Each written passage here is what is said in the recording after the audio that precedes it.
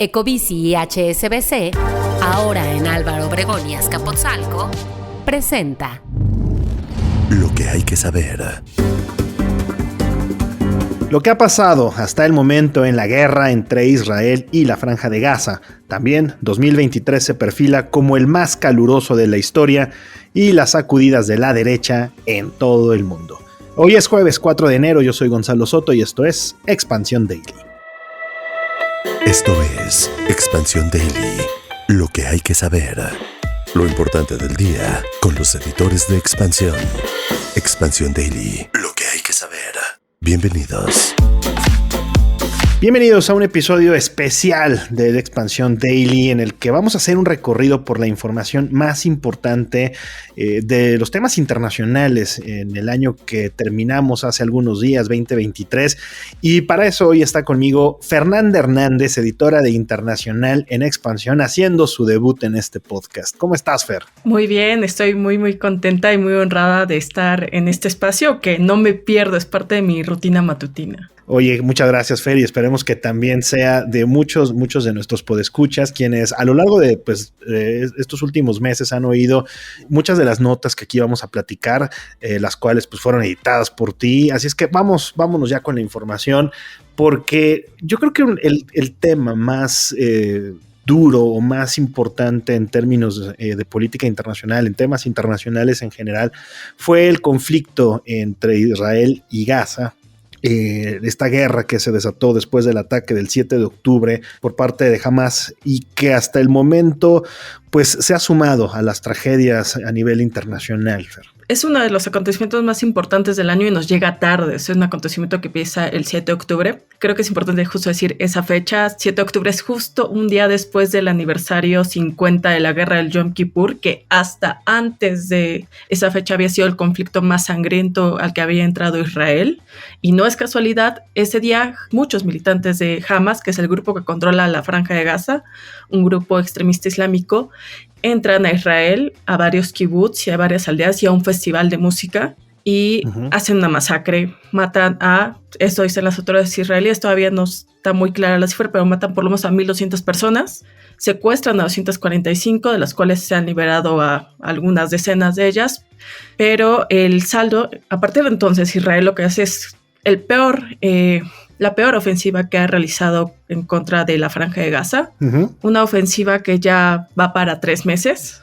Una perspectiva que ha dejado en ruinas la Franja de Gaza, que ha dejado más de 1 millón de desplazados y ha dejado miles de muertos en la Franja de Gaza y que también amenaza con crecer. Por eso también la importancia. En una zona, Fer, en la que estamos acostumbrados históricamente a ver conflicto, a ver tensiones, esto sin duda, reventó la tapa de la olla. Claro, o sea, mira, ese lugar, el Medio Oriente no necesitaba más polvorín, es un polvorín de por sí. Entonces ahora está este conflicto y ya ahí se metieron los hutíes que están en Yemen, están atacando a los barcos mercantiles que pasan por el Mar Rojo, que es pues nada menos, van para hacia el canal de Suez, que pasa más o menos ahí 1/3 de todo el comercio mundial o una gran parte del comercio internacional. No es poca cosa lo que está pasando. También ya se están metiendo Hezbollah en el conflicto, o sea, Hezbollah no se ha metido de lleno, pero ha lanzado algunos ataques hacia Israel. Israel también tiene algo de conflictividad justo en su frontera con el Líbano, entonces también está eso. Y por ahí también anda metido Irán. Irán ha apoyado en el pasado y apoya a Hamas. Entonces también, y Estados Unidos por otra parte y Occidente por otra parte están apoyando a Israel. Estados Unidos está dando y está tratando de dar más ayuda militar a Israel, que es uno de sus grandes aliados y no es que su gran aliado en la región. Así que sí, es un conflicto que puede crecer mucho y en el que hay muchos personajes involucrados. Y que se ha convertido además ha dividido más bien las posiciones en diferentes bandos, en todas partes del mundo.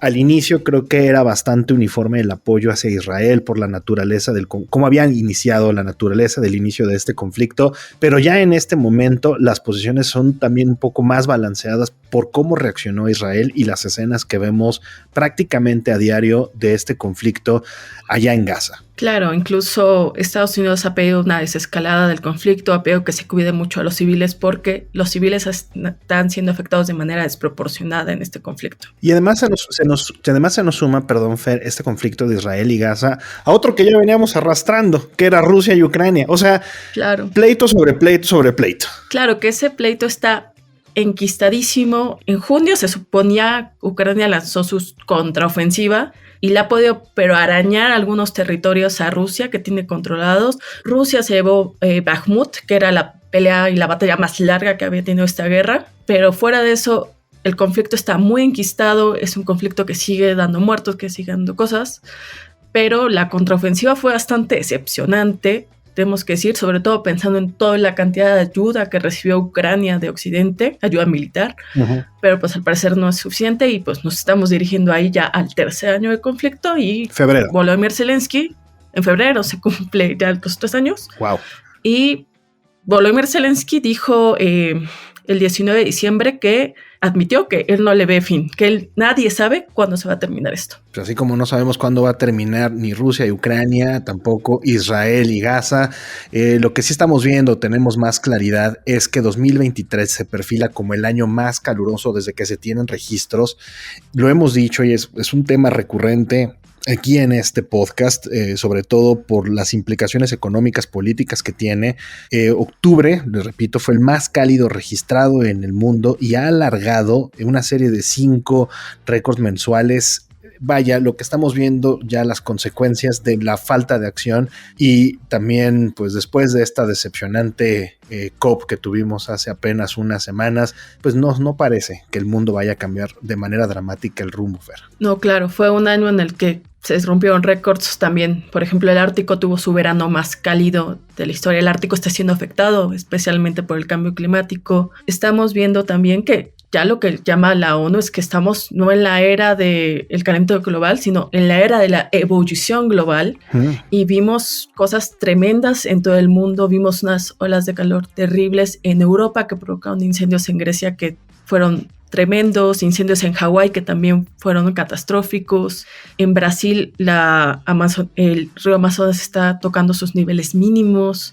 O sea, te puedo ir diciendo récords y récords para mostrarte justo esto, ¿no? Que estamos en una era grave. Pero creo que el dato más importante es que en 2023 nos acercamos como nunca al emblemático 1.5 grados que había establecido el Acuerdo de París, que no debíamos rebasar. Y que, pues, Fer, pues yo creo que ya nos hacemos a la idea que no lo vamos a lograr. Yo creo que no, y ya la siguiente meta es el siguiente 0.5, no alcanzar los 2 grados, pero según la ONU, viendo cómo están los planes ahora para reducción de emisiones de carbono, todavía esperar que se cumplan, pero digamos que si en el mejor de los escenarios se cumplen los planes que hoy se tienen, aún así la temperatura puede crecer 2.9 grados en comparación con la era preindustrial. Es decir, estamos fritos y estamos en la olla si no se toma acción. Literal. Ya. Estamos fritos y en la olla si no realizamos estos cambios de manera importante. Además de las sequías, además de la escasez de agua en varias zonas, los incendios forestales. También hemos visto cómo fenómenos naturales o desastres naturales como los sismos han crecido, digamos, en la escala de devastación.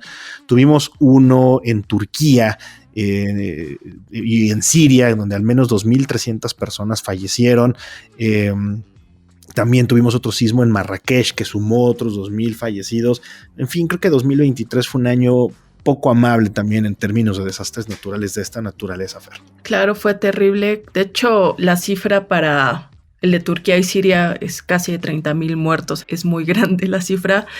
También hubo desastres que se pudieran evitar si la infraestructura hubiera estado lista. Obviamente también, por ejemplo, hablando del caso de Siria, Siria viene enfrentando una guerra civil de 10 años. Obviamente es el país menos preparado del mundo para un fenómeno de este tipo, para un terremoto. Lo de Turquía es tristísimo. De hecho, le cayó muchas críticas al presidente turco Recep Tayyip Erdogan por la inacción y por la acción tan lenta que tuvo para responder. Es decir, de por sí fue muy grave y fueron sismos muy poderosos, pero la respuesta de las autoridades tanto en Turquía como en Siria como en Marruecos fue muy deficiente y eso que hizo que la cifra de muertos creciera. Aquí vamos a darle mucho seguimiento al tema del calentamiento global.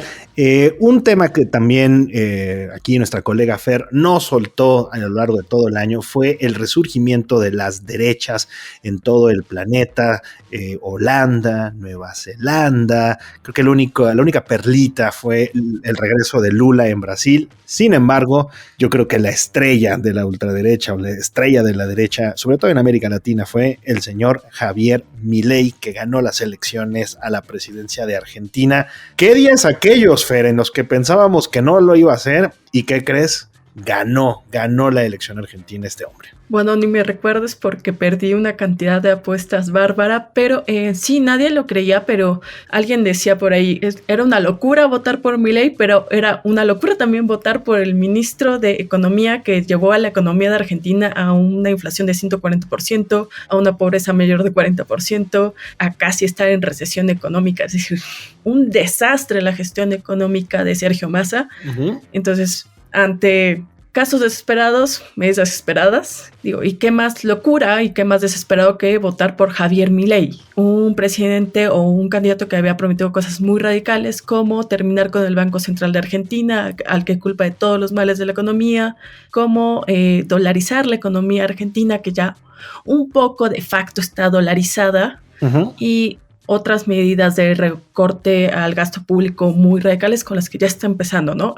Está cortando con motosierra el gasto público. Literal en la campaña andaba con motosierra y toda la cosa, sin las medidas de seguridad necesarias, además de todo, ¿verdad? Moviendo ahí el aparato, a todo lo que daba, pero bueno, una cosa que también vimos, Fer, es que no es, como les mencionaba al inicio de este segmento, no es una cosa aislada, lo vimos también, por ejemplo, en Países Bajos, que el partido neerlandés antiislámico de Geert Wilders recibió el mayor número de votos y con esto se suma a la ola de países allá en Europa que están tendiendo a la derecha. Lo vimos, por ejemplo, hace tiempo ya en Italia con Giorgia Meloni, lo hemos visto en Europa del Este sobre todo, y ahora pues Países Bajos. ¿Y esto qué puede representar? Porque también huele a Marine Le Pen en Francia, huele a los conservadores nuevamente a que retengan poder quizá en Inglaterra. Suecia también tiene un avance muy importante de la extrema derecha. En Alemania, ojo con lo que pueda pasar en Alemania, está creciendo pianito, pero sigue creciendo la ultraderecha en Alemania. Por ejemplo, también en Finlandia teníamos un gobierno de izquierdas bastante progresista y se cambió por un gobierno de derechas. Fuera de Europa, en Nueva Zelanda, en febrero renunció Jacinda Ardern, que era una de las grandes figuras de el ala más progresista de la izquierda en todo el mundo. Renuncia y cuando hay elecciones, su partido pierde las elecciones y también gana un partido de derechas. Entonces ahí va avanzando. Que fue de estos casos, Fer, que llamó mucho la atención y lo comentamos en su momento, como Ardern, que sobre todo durante la pandemia se había convertido como en una rockstar, una mujer dando mensajes muy claros a la población, explicándole a la gente lo que tenía que hacer, ella misma ahí con sus hijos, ¿verdad? Acababa de ser madre, mostrándole a la gente la importancia de quedarse en casa, de seguir las regulaciones, pero decepcionó a los votantes en términos generales. Al final su gobierno no fue lo que esperaban, y cuando uno piensa que una sociedad es progresista, cambia, da un giro de 180 grados y ahora está Nueva Zelanda gobernado por una derecha también con tintes medio extremos, ¿no? Claro, van sumando en diciembre, en Eslovaquia también ganó un partido de tintes medio de ultraderecha. Entonces, es grave también porque entre más van ganando, son partidos que suelen ser, por ejemplo, medio eurofóbicos, no están muy a favor de la Unión Europea. Uh-huh. Y ahí como que le puede entrar, por ejemplo, personajes como Vladimir Putin, que también ganar ahí influencia y poder en Europa. Y digamos que en un contexto de lo que hablábamos, que hay guerra, pues puede ser peligroso. Oye, y donde también la ultraderecha puede volver es aquí cerquita, aquí a la vuelta en Estados Unidos. Donald Trump se convirtió en 2023 en el primer presidente en ser acusado penalmente, no una, no dos, no tres, 4 veces. Y sin embargo, Fer, y aquí hagamos una apuesta con nuestros podescuchas, aquí en tu estreno, vamos a apostar algo que vamos a resolver hasta noviembre de este año, pero bueno, nos gustan las apuestas de largo aliento. ¿Va a ser o no va a ser el presidente de Estados Unidos cuando lleguemos a esa fecha? Ay, la verdad, me gustaría decirles que no, pero la otra opción es Joe Biden, entonces probablemente sea presidente de Estados Unidos de nuevo. El próximo año, en enero de 2025, vamos a estar hablando de la toma de posesión de Donald Trump. Seguramente no tenemos una bola, muchas cosas pueden pasar, pero es muy, muy curioso lo que pasa con Donald Trump. Lo pueden acusar de todo, de las cosas más horribles, porque cada acusación que tiene es una peor que la otra. Uh-huh. Tiene una acusación por hacer pagos ilegales a varias personas, entre ellas a la estrella de cine para adultos Stormy Daniels, para callar una presunta infidelidad. Uh-huh. Y eso lo está investigando la corte en Nueva York. Ese es uno de sus casos. Es grave, pero tampoco es como el más grave de los problemas que tiene Trump. El otro es por su mal manejo de documentos clasificados. El siguiente, que es como también bastante delicado, es por lo que pasó el 6 de enero de 2021, que no sé si ustedes recuerdan, pero una horda de sus seguidores llegó y tomó el Capitolio, y lo que se está diciendo, se está juzgando eso y su intervención para tratar de revertir los resultados de las elecciones de 2020 en las cuales él perdió. Correcto. Y que solamente, yo creo, de acuerdo con lo que hemos visto en las últimas encuestas, Fer, solo un juez en alguna de estas causas penales que enfrenta el exmandatario, solamente un juez podrá detener su candidatura. Y lo que vimos además, y esto yo creo que es de las más preocupantes y que a lo mejor no estamos viendo de manera tan recurrente porque aquí en México tenemos elecciones nosotros mismos, es que ya la ventaja que mantiene en 6 estados clave en Estados Unidos, o sea, Trump le lleva ventaja bastante amplia a Joe Biden en un posible enfrentamiento, en un careo, ¿verdad? En una encuesta. De estos 6 estados clave que reporta The New York Times con el Siena College, en 5, Donald Trump mantiene una ventaja importante y únicamente en Wisconsin, Joe Biden lleva una ventaja bastante pequeña que de hecho está en el margen de error. Entonces, yo coincido contigo, yo no creo que probablemente. Para mí es prácticamente un hecho, a menos de que un juez detenga la candidatura de Donald Trump, que veremos de nuevo a este hombre ocupando la oficina oval, con todo lo que eso representa. Pero bueno, no se pierdan también la cobertura que dará Fer Hernández a la elección allá en Estados Unidos a lo largo de 2024. Y Fer, vámonos ya con el último tema, vámonos muy rápido con esta última información, porque de todas las malas y todos los temas terribles que les acabamos de contar, hubo una gran noticia el año pasado y esa sí te la dejo, Fer. Bueno, el 5 de mayo de 2023, sí, hay que anotarlo así en letras doradas, así como te hemos anotado como en las páginas funestas el 30 de diciembre de 2019 como el inicio de la emergencia global, el 5 de mayo de 2023, porque ese día la OMS declaró el fin de la emergencia global por la pandemia de COVID-19. Yo creo que mucho se nos pasó, a muchas personas les pasó un poquito de largo esta información, porque creemos que como nos quitamos el cubrebocas, como regresamos a la normalidad, volvimos a los conciertos, a los restaurantes, volvimos, digamos, a tener el día a día como lo conocíamos de cierta forma pre-pandemia, nos olvidamos que todavía estaba la declaratoria de emergencia. Sin embargo, en los libros de texto dirá, como bien dice Fer, 5 de mayo de 2023, no solamente fue la batalla de Puebla, también fue el día en el que la OMS nos dijo, se acabó, oficialmente nos vamos a olvidar ya del COVID-19 como en una emergencia sanitaria. Qué difícil fue haber cubierto toda esta información a lo largo de los años, Fer. Claro, fue complicadísimo, digo, también para dar un poco de cifras, afectó a 765 millones de personas, o sea, casi el 10% de la población global tuvo COVID en algún momento, y no solo eso, 20 millones de personas murieron por esta pandemia. Uh-huh. Digo, creo que 2020 fue el año más duro que hemos visto, que hemos vivido muchos en este, salvo, no sé, algunos que hayan vivido alguna crisis económica mucho más grave, pero en términos de salud pública es gravísimo lo que pasó. Digo, todavía en 2023 había como cosas. Al principio de ese año, China todavía tenía medidas súper estrictas. Era prácticamente el único país del mundo que seguía encerrado. Uh-huh. Levantan las medidas y se van para arriba los contagios y los hospitales llenos, entonces todos estamos temerosos de que volviera a pasar algo muy grave.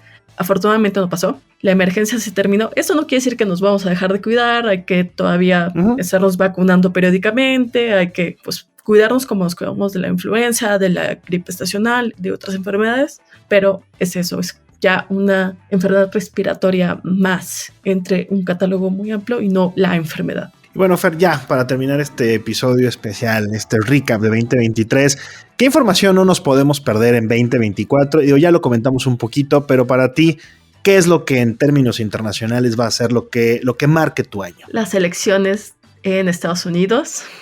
Inician las elecciones primarias republicanas este mismo mes. En unos cuantos días vamos a empezar eso. Que un poco son de chocolate porque Trump le lleva una ventaja, así como de 50 puntos a su competidor más cercano, el gobernador de Florida, Ron DeSantis. Entonces, como que son un poquito de chocolate las primarias, pero seguro de ahí se va a definir quién va a ser el candidato a VP que va a acompañar a Donald Trump. También podemos saber qué va y qué va a estar proponiendo Joe Biden y si se va a poder sobreponer en algún momento a la ventaja también que le tiene Donald Trump, sobre todo en estados clave. Y pues eso es lo más importante en la agenda internacional. Vamos a seguir cubriendo las dos grandes guerras, Israel y Hamas y Ucrania y Rusia, pero sin duda las elecciones, hasta ahí las elecciones de Estados Unidos van a ser muy importantes. Y lo que se sume a lo largo del año, sin duda, Fer. Ya con esto llegamos al final de nuestro recap. Fer Hernández, muchas gracias por habernos acompañado. Muchas gracias, Gonzalo, y muchas gracias a tus podescuchas. Y recuerden que toda la información sobre estos y otros temas están disponibles en expansión.mx y leemos sus comentarios en las redes sociales de Expansión, @expansiónmx, y nos escuchamos en el siguiente especial.